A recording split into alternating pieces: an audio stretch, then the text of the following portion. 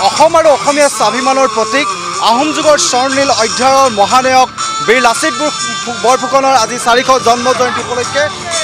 টাই আহোম যুৱ পৰিষদে এক সাংস্কৃতিক শোভাযাত্ৰা ইতিমধ্যে উলিয়াইছে আৰু আমি এই মুহূৰ্তত দেখুৱাইছোঁ যে পাৱাৰ হাউচৰ যি দুৰ্গা মন্দিৰ আছিল আৰু দুৰ্গা মন্দিৰ সমীপৰ পৰা তেওঁলোকে ইতিমধ্যে এটা শোভাযাত্ৰা উলিয়াইছে আৰু শোভাযাত্ৰা ইতিমধ্যে আমি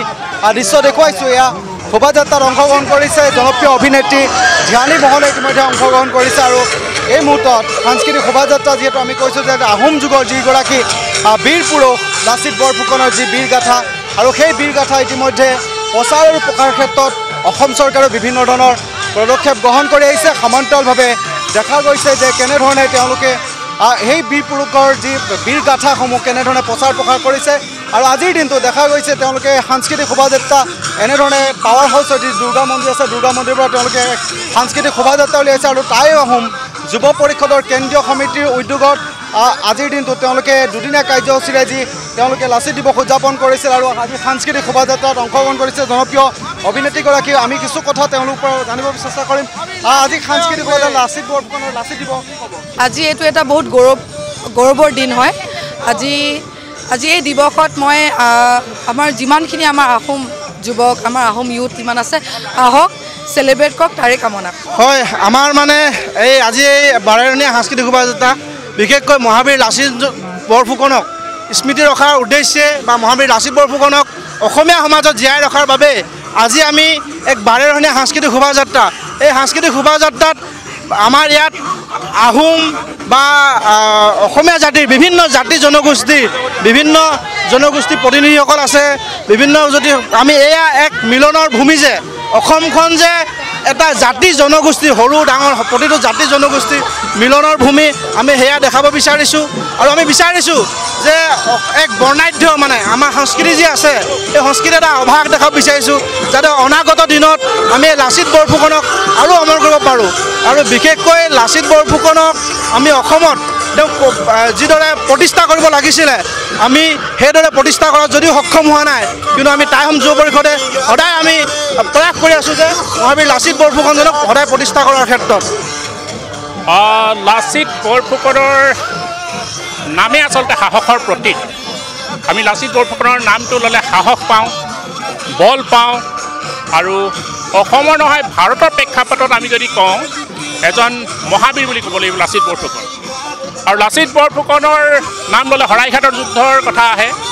আৰু সেই শৰাইঘাটৰ যুদ্ধখনেই অসমৰ আচলতে ভাগ্য নিৰূপণ কৰা হৈছিল আৰু লাচিত বৰফুকনৰ বীৰত্বৰে সেই শৰাইঘাটৰ যুদ্ধত আমি জয় হৈছিলোঁ আৰু অসমখন মোগলৰ পৰা আমি ৰক্ষা পৰিছিলোঁ। গতিকে আজিৰ এই পবিত্ৰ দিনটোত আমি অসমবাসীলৈ টাইপাৰ কেন্দ্ৰীয় সমিতিৰ পৰা বৈপ্লৱী অভিনন্দন শুভেচ্ছা জ্ঞাপন কৰিছোঁ আৰু আজি ভাল লাগিছে যে গোটেই অসমত বিভিন্ন প্ৰান্তত লাচিত দিৱস উদযাপন হৈছে আৰু আমি টাইপাৰ আমাৰ প্ৰয়াস যে আমিও লাচিতক বৰফুকনক অসমৰ নহয় ভাৰতৰ প্ৰেক্ষাপটত বিশ্বৰ প্ৰেক্ষাপটত যাতে চিনাকি কৰি দিব পাৰোঁ তাৰে আমাৰ প্ৰয়াস আৰু আমি জ্যোতি চিত্ৰবনত এইবাৰ লাচিত দিৱস উদযাপন কৰিছোঁ আৰু লাচিত দিৱসৰ লগত সংগতি ৰাখি আমি এজন যোদ্ধাক লাচিতৰ বঁটা এইবাৰ প্ৰদান কৰা হ'ব। তেওঁ হৈছে retired lieutenant general Rana Pratap Kalita. গতিকে অলপ পাছতে আমি আমাৰ শোভাযাত্ৰাৰ পাছত আমাৰ মুকলি হ'ব আৰম্ভ হ'ব আৰু তাতে তেওঁ লাচিত বঁটা প্ৰদান কৰাব। নিশ্চিতভাৱে আচলতে সেইগৰাকী বীৰ আহোম যি বীৰ আছিলে লাচিত বৰফুকন আৰু তেওঁ নৰিয়া দেহাৰে কেনেধৰণে মোগল খেদিছিলে কেনেধৰণে অসমৰ জাতিৰ স্বাভিমান জাতিৰ মান ৰক্ষা কৰিছিলে সেয়া আমি ইতিমধ্যে সকলোৱে জানো। ইতিহাসৰ পৃষ্ঠাই লাচিত বৰফুকনৰ বীৰগাথাসমূহ ইতিমধ্যে লিপিবদ্ধ হৈ আছে আৰু অসম চৰকাৰে বিভিন্ন সময়ত লাচিত বৰফুকনৰ সেই বীৰগাথাসমূহ কেনেধৰণে প্ৰসাৰ আৰু প্ৰচাৰৰ বাবে তেওঁলোকে ব্যাপক আয়োজনো কৰিছে। 400 জন্ম জয়ন্তী উপলক্ষে দিল্লীত গৈ তেওঁলোকে বিশেষ অনুষ্ঠান আয়োজন কৰিছিল আৰু এনেধৰণে বীৰ আচলতে সেইগৰাকী বীৰ যোদ্ধা লাচিত বৰফুকনৰ যি জন্ম জয়ন্তী ইতিমধ্যে উদযাপন কৰি থকা দেখা গৈছে আৰু এই মুহূৰ্তত যি সাংস্কৃতিক ইতিমধ্যে শোভাযাত্ৰা ওলাইছে সাংস্কৃতিক শোভাযাত্ৰা ইতিমধ্যে জ্যোতি চিত্ৰবনত শেষ হ'ব। ভাল লাগিছে আমাৰ আজি বাৰ্তাই লাচিত বৰফুকন অমৰ হওক, লাচিত বৰফুকন অমৰ হওক, লাচিত বৰফুকন অমৰ হওক। নিশ্চিতভাৱে এনেধৰণে হাতী লৈ তেওঁলোকে শোভাযাত্ৰা কৰিছে সাংস্কৃতিক শোভাযাত্ৰা তেওঁলোকে 12দিনীয়া যি সাংস্কৃতিক সাংস্কৃতিক শোভাযাত্ৰা ইতিমধ্যে দেখা গৈছে। এনেধৰণে তেওঁলোকে যিসমূহ তেওঁলোকৰ কলা কৃষ্টি প্ৰদৰ্শন কৰা হৈছে আৰু এনেধৰণে তেওঁলোকে সাংস্কৃতিক বিহু ইতিমধ্যে আমি দেখুৱাইছোঁ আৰু যি সাংস্কৃতিক শোভাযাত্ৰাত জনপ্ৰিয় অভিনেত্ৰী দিহানী মোহনে ইতিমধ্যে অংশগ্ৰহণ কৰিছে আৰু এই শোভাযাত্ৰা ইতিমধ্যে জ্যোতিষ চিত্ৰবনত শেষ হ'ব আৰু এই মুহূৰ্তত আমি কৈছোঁ যে বীৰ লাচিত বৰফুকন যিগৰাকী বীৰ যোদ্ধা অসমীয়াৰ তেজে তেজে আছে অসমৰ ইতিহাসৰ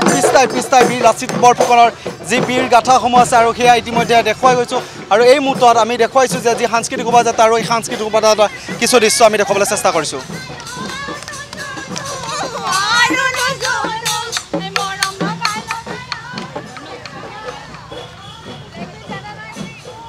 যিকোনো খবৰৰ বাবে যোগাযোগ কৰক